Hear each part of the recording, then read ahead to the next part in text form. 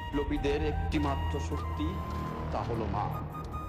জুলাই আগস্টের রাজপথ ছিল মায়েদের অংশগ্রহণে অনুপ্রাণিত।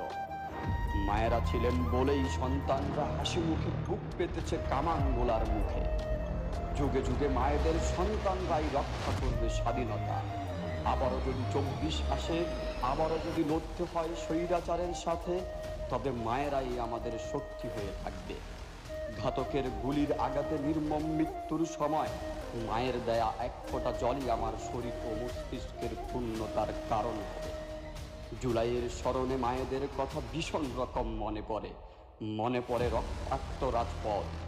আসুন স্মরণ করি সেই সব মায়েদের, যারা ছিল আমাদের সাথে, যারা ছিল 24-এর পুরোটা রাজপথে। জুলাই, তুমি অক্ষুণ্ণ থাকো প্রতিটি যুবকের বুকে। তোমাকেই দিয়ে বাঙালির গল্পের সেই স্বপ্ন পূরণ হোক, যা ছিল সাইদু ওয়াসিম মুগ্ধের মুখে।